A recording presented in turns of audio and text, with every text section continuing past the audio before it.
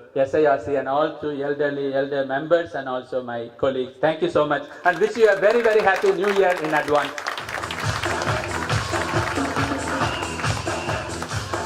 Dear friends, this is called, in fact, he did articles with Jagdishan and company, predominantly tax-oriented firm, where he diversified. Today is the number one in India regarding this FCRA. Let me end for that one art. India is described often as a democracy wherein there is unity in diversity, diversity in unity. Islands of prosperity, oceans of disparity, gestures of charity, clearly a rarity. To attain parity and to save humanity, there is need for generosity towards those in necessity. Onerous responsibility for those in positions of authority to expose accountability, follow simplicity, retain sanity, avoid vanity, promote equity, develop sterling quality, ensure India's success a reality. Thank you. And I would like our Arulvali to hand over a memento to our Honorable Speaker. Thank you very much.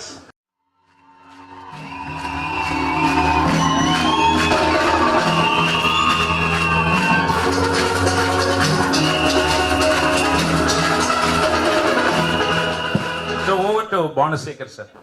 Dignitaries on the dais, the earlier speaker and senior Mr. Kandaswamy, respected elders and other friends. In fact, when Mr. Murli called me to speak on this subject, I was a little skeptical about two things. One, the time span that I had to get ready because I had other work commitments as well. And two is the subject itself. But honestly, what prompted me to accept to speak on the subject is probably that I would get an occasion to read areas which I probably may have missed to read in the normal course of our practice. In fact, I was privileged to hear Mr. Kandaswamy just before I started. As I came in, he was just starting. And it was such a privilege to hear Mr. Kandaswamy speak. I've heard him speak earlier, but the authority of the subject was one aspect. But I was also very glad that there is a chartered accountant who is suffering more than we do. For only one simple reason, I have always believed that tax laws are made in this country, which I said on the last occasion when I spoke also. Not my words, the words of Palkiwala. Tax laws are made in this country on the foregone premise that every Indian is a crook. These are the words of Mr. Palkiwala, not mine. So I don't have to apologize for it. I only said what he said. And here is a gentleman who deals with FCRA, and the presumption is not that every Indian is a crook. The presumption seems to be, there is no presumption. First of all, it is not rebuttable. The conclusion seems to be that every Indian is a person who must be in prison. I would not understand. Somebody wants to do a noble service, and this noble service is controlled through some agency. I am not concerned. But the kind of control seems to be so huge that it is possible, probably impossible, unless, every NGO goes to Mr. Kandaswamy, I think it's impossible. And the pity is, just like what happens to our client, invariably, for example, take a simple example of a joint development agreement that your client enters into. When does he come to you and tell you that he has gotten to a joint development agreement? 90% of the times, if there is no money transaction and only the constructed flats have to be given to the landowner, when he sells that UDS is when he comes to you. That is when, even then he doesn't come to you. There's a credit in his bank account and you ask him to explain. He says, sir, 3 years back I entered into this agreement. Now we are stuck with when the capital gain arises. And the law would always say, when possession is handed over in terms of 53A of the Transfer of Property Act. Now God only knows what is possession in terms of 53A of the Transfer of Property Act. There are divergent views. Now keeping that in the background, I am sure if this is what happens to your businessman assessee, imagine what will happen to an NGO, and particularly NGOs where, most of the trustees or whoever have other activities to do as well. This is not their only job. Their job is something else. They incidentally do some charity. In fact, if you look at it honestly, what the NGOs are doing is to be done by the government. And government is exempting the NGO from taxation only because they are doing a responsibility which otherwise the government has to do to feed every citizen of this country. To provide education for every citizen of this country is not my job. At best, you can say my job is to provide education for my children. Now, even assuming I don't want to provide education for my children, food for my children, the government has to do it technically. Now, they are not able to. And that is why charity is sought to be promoted. In fact, one of the first books that I read on charity was a book titled Taxation of Charity. Now, again, a misnomer. Technically, a charitable institution should be exempt. But the title says taxation of charity. And I was always thinking that section 13 is such a difficult section to understand. And I think I'm happy now. See, it's something like this, when you go to a doctor and the doctor says you're not well, and the next thing tells you, oh, this viral fever is there across, you feel a little delighted. Just like, there is a power failure at home, the first thing I do is to open the window and check the neighbor. If there is power there, it disappoints. And if there is no power there, it generally makes me a little happier. And that I will probably give to my senior in the profession, Mr. Kandaswamy. No, because he seems to be suffering more with NGOs than any of us will probably have to with our clients. Now, coming to the subject proper, as I said, this is an area which Mr. Murli was also saying. This is an area where mostly these seminars and all of it ignore, and I should really think that the CPE committee has done a good job in thinking of even the small practitioners or even the large practitioner. Even today, I have cases where there are salaried SSCs. It is impossible for anybody to have all clients who will have only big and prospering businesses. It's impossible. Even if we take, if I can use this language, even the so-called big four have salaried SSCs. Only thing is they are able to charge mighty more than what we are able to charge. Barring that, they still have salaried SSCs. They may charge 30,000 rupees for filing a return which you and I can't. To be as simple as that, because they will denominate it in the US dollar first. And then say time spent. The time spent, for example, for uploading a return, you will know what it is. Now coming back, as Mr. Murli said, I'll try to divide myself. And the topic itself is a little, long-winding. The title is long-winding. It talks about planning with reference to salary, house property and other sources. Now technically in house property or other sources, there may not be much of scope for planning, in the sense that the transactions will go on irrespective of the tax implications. For example, the best way to plan tax is not to earn income. But can we do this? We can't. So somebody who is having a house property or income from other source will not look at planning as an objective. Salary, yes, to some extent, but even that, if you will recall, has been curtailed substantially. In fact, there has been a dilly-dally.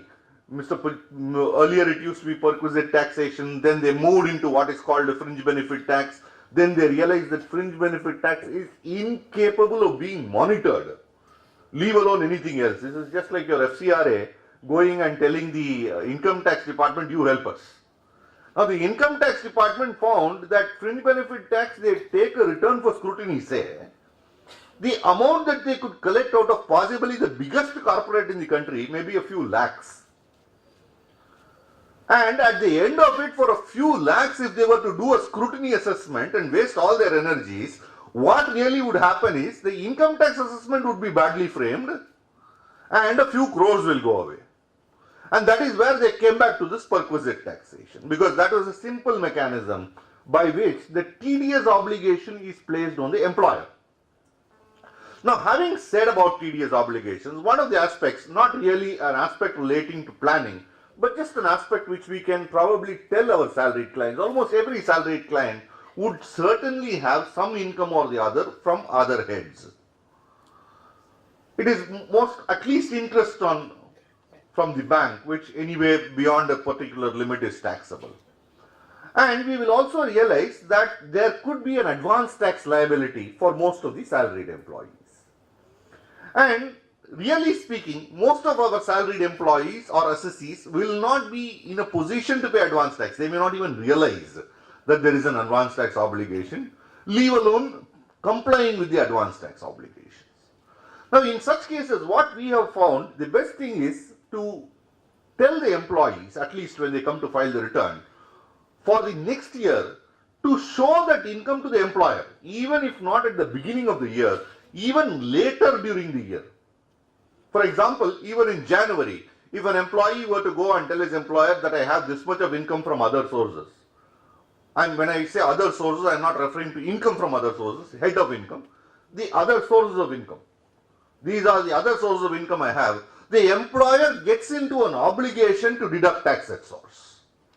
And once the employer gets into an obligation to deduct and deducts in the remaining months the tax at source, the liability to 234B or A or C for that matter, all the liabilities will stop, because technically non-payment of advance tax would have led him to pay an interest under 234C. To avoid this 234C, or only when he comes to us we tell him you must pay this much more taxes, he could be liable for 234B as well. And if he comes late, 234A also. Possibly this could be avoided. Now, so far as salary is concerned, when you look at planning, the law has undergone substantial changes in the recent past, and if you look at it from a practical side, there doesn't seem to be much scope for planning in the real sense. Probably, if a person is a highly paid employee, or if he is having controlling interest, say in a private company, etc., there could be limited scope for planning. To take simple examples, if I were owning a house and if I were the director of the company, I could think of one thing. I could think of letting it on lease to the employer and then taking it back from the employer for my own occupation. In which case, what would happen is the rental income that I receive will be taxed under the head house property. Two advantages I get: 30% flat deduction plus interest on capital borrowed will be allowed fully. So, technically my tax rate will come down to that extent. The second thing is my perquisite value will be restricted to 15% of the amount of salary or the lease rental, whichever is lesser, and in which case again I could end up with a slight advantage. This is one scope. This can be done not merely if it is in the name of the assessee, it could be done if the property is in the name of the spouse or any of the adult male children or any of the children of the assessee, etc. as well. Or even if the property belongs to a Hindu undivided family. All of this could be thought of. The second area could be again a similar proposition in relation to a motor car. So again the same thing, the motor car will be let out on hire. It's my motor car, I let it out on hire to the employer. Employer again gives it back to me. For me there is a small perquisite value. Second thing is, as far as motor car is concerned, I will be deriving income. The income technically will not be income from salary, but should be income from other sources or business, in which case I get the benefit of depreciation, I get the benefit of claiming the interest on capital borrowed, etc. as a reduction. These may not be possible for a normal small-time employee. The employer may not be in agreement. In fact, I have seen several software giants permit this as a scheme. They give you a kind of a basket and say you choose which of these you want. Now probably if employees come to us at that stage, we could be in a position to guide them in this regard. There are other areas where there could be possibly scope for planning, but these are the two major things which an employee could use if it is otherwise possible for him. Now going further, we will also realize that tax on non-monetary perquisites is permitted to be paid by the employer and not to be treated as a perquisite. The tax paid itself is not to be treated as a perquisite in the hands of the employee. That is by virtue of 1010cc. Incidentally, since we are saying this, the employee could derive a tax advantage. But at the same time, we will have to remember that this tax paid by the employer on behalf of the employee, which is exempt under 1010cc in the hands of the employee, will not be allowed as a business deduction in the hands of the employer. This could probably be used in cases where there are loss returns, etc. by the company, but the employee is being paid, and that could be a case where, anyway it's only the loss that will get reduced. There are a couple of other areas which I will touch on with reference to salary before we proceed further. 2-3 areas where I have found some bit of confusion and difficulty. Very simple points possibly. I have 2 properties. I am working in Chandigarh. My family is in Chennai. I have taken a property on rent in Chennai. I have taken a property on rent in Chandigarh. I am living in Chandigarh. I am an employee working in Chandigarh. I am living there. My house is there. My rented house is there. I have a rented house in Chennai. I am getting HRA. I want to claim the exemption in respect of HRA not for my Chandigarh property but for my Chennai property. Would this be permissible? In my personal view, there should be little difficulty on this, because what is required is that I should be in occupation of the property. Let me take a slightly different example for us to easily understand the reason why I am coming to this conclusion. Let's say I am an employee of a software company. I am working in India. Up to today I am in India. Tomorrow on 1st January I am sent on deputation, say, to the US. I have a 1.5 year project. My family continues to be here. 1.5 years I do the project in the US, and then I come back a little richer, say. I can still give a foreign contribution because I will hold an Indian citizenship probably. But at the same time, I am not living in this house. I am getting an HRA. I am not living in this house. My family lives here. I think my family's occupation is as good as my occupation. The point that I need to look at is, if I come back, will this house be available for me to live? Normally, my family should permit me. In fact, the other day when I was in the tribunal, they gave me a date. That date happened to be my wedding anniversary. And I told the bench, Your Honor, different date. They said, but why? I said, that happens to be my wedding anniversary. He said, you want to spend time with your wife? I said, my wife will not agree to it. But I don't want too many disasters. It is a little difficult, not for me, for her. Now, the disaster that I was referring to was for her. Once she got married to me, that was the first disaster for her. 2 is, I will lose the appeal and my client is not going to be happy. I am going to come back and start shouting, which is typical of every spouse in the normal course. So, I don't want her to go through a different disaster. So, if any of you thought that I was talking of a disaster to me, no. I don't have that much courage. Definitely not to state that. Now, we have several such instances where we claim, or the difficulty is with regard to which house. I think that any one house at the choice of the SSC, because my rent in Chandigarh may be lesser. I am living alone. I will have taken a smaller house. My family in Chennai, my parents will be here. My wife, my children will be here. So that may be a larger space that is there. And the rent could possibly be higher. Now, having spoken of HRA more particularly, I will probably talk of a slightly different situation, because I talked about leaving India and working abroad on deputation, etc. Now, there is another small point that I have seen where software companies send their employees on deputation outside India. Now, technically, if you look at Section 6 of the Income Tax Act, Section 6 has the first basic condition which says 180 days or more in the previous year. Second basic condition which would say 60 days or more in the previous year and 365 days or more in the 4 years preceding. And then the proviso would go on to say, provided that if the person has gone out of India to take up employment outside India, then the 60 days shall be substituted with 180 days. Now, the law requires that I must go outside India for the purpose of taking up employment outside India. Now, there can be two scenarios. Take a typical example of a software company which has got an Indian company and a foreign branch, or vice versa.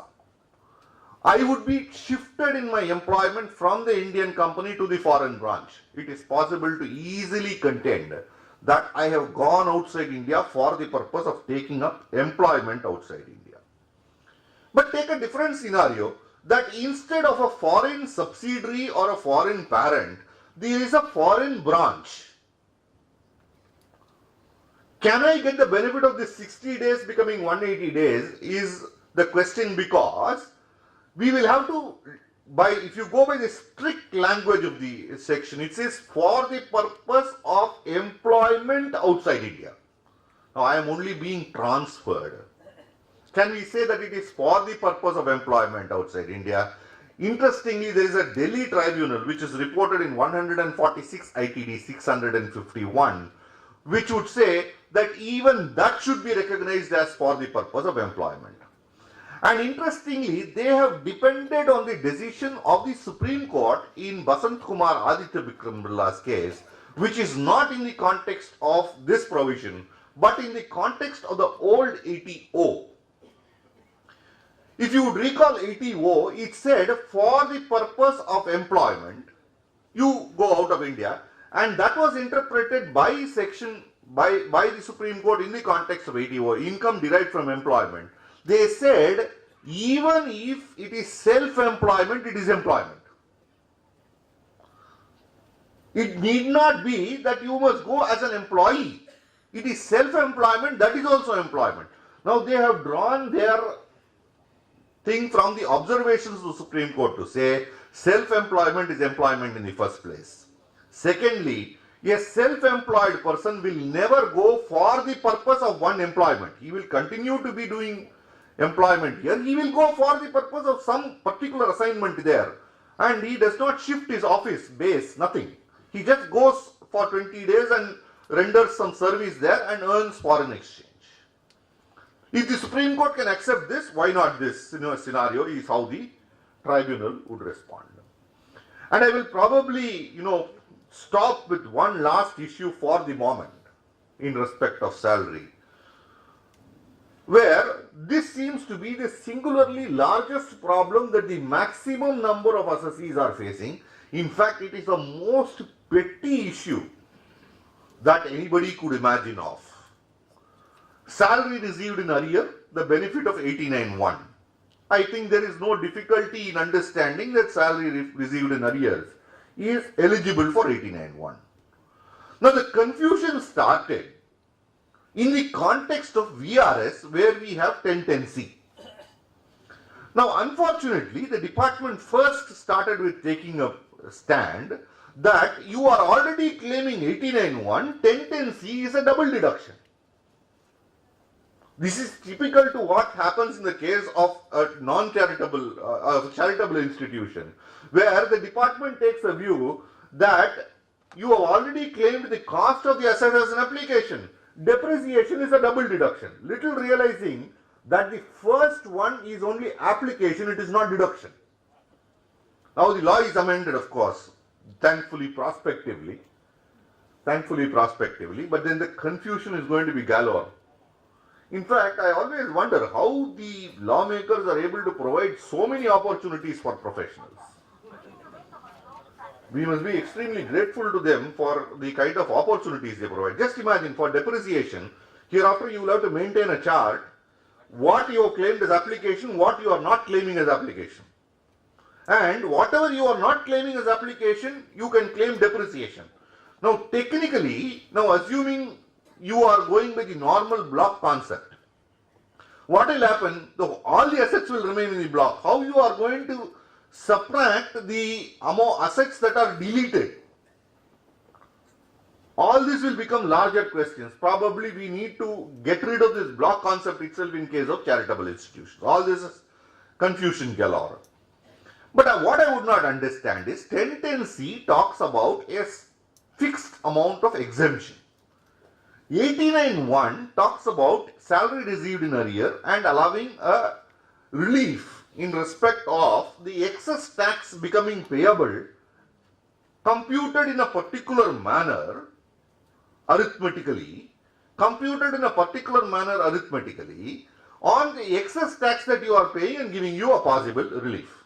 So technically, the amount that is exempt is not going to be liable to tax. So it will not create an increased tax amount. So on that portion, I am not going to get 89.1. It is simple arithmetic. We don't have to be chartered accountants to understand this. Tax is on my income. A particular amount that is exempt will not have a tax liability thereon. So 89(1) will not automatically work on that. Simple. But unfortunately, the revenue authorities refused to accept this. There were audit objections. I do not know. They wasted their times on such pittance for such a long time. And ultimately, the court said yes, 89(1) is available. Then the confusion didn't stop. It went on quite well until the RBI came up with a VRS scheme at one point. So Reserve Bank of India, whoever came up with the VRS, they said the terms of the rules are violated because rule 2B or whatever has to be complied with. They said that rule is violated in the sense that RBI reserves the right to re-employ the vacancies, to employ persons in the vacancies created, and therefore this benefit is not available. Of course, RBI being a body which is a part of the government was able to go and sit with the CBDT, and the CBDT issued a circular saying Reserve Bank employees, the benefit is available. Though the law may have been probably against SSEs. Now this went up to Supreme Court, and Supreme Court said RBI, the board itself has issued circular, we are closing all the cases, it is allowable. Now the issue didn't stop here. The next problem came for ICICI Bank employees, where when Bank of Madura was taken over by ICICI Bank, Bank of Madura employees were not given a VRS, it was a FRS, a forced retirement scheme, saying that if you don't quit, we will throw you. If you go now, you will get the VRS compensation, otherwise we will throw you out without the compensation. We will find ways of it, for it. And many of them accepted the VRS. In fact, in some cases, we have ourselves advised that the exemption is not available because the rule is not satisfied. If you see the terms of the VRS, it very clearly states that they can reappoint a person in the vacancy created. Rightly or wrongly, the matter travelled up to the Madras High Court. The Madras High Court in 332 ITR 517 said, following the Supreme Court, this is available for ICICI Bank employees also. Now the latest confusion is not here. It is for SBI employees. You can go for one continuous week to the Income Tax Appellate Tribunal and you will find at least 10 disposals every week. On this poor State Bank employee, all the amounts that are involved are between 20,000 and maximum say some 80-90,000 of tax, that's all. Maximum. And they are dragged up to Supreme Court, imagine. The cost of litigation would be more than the benefit. And I have seen pathetic cases. Pathetic is not the word. I have seen cases where assessees did not know that they were eligible. They, if I must tell the whole story, we will lose lunch.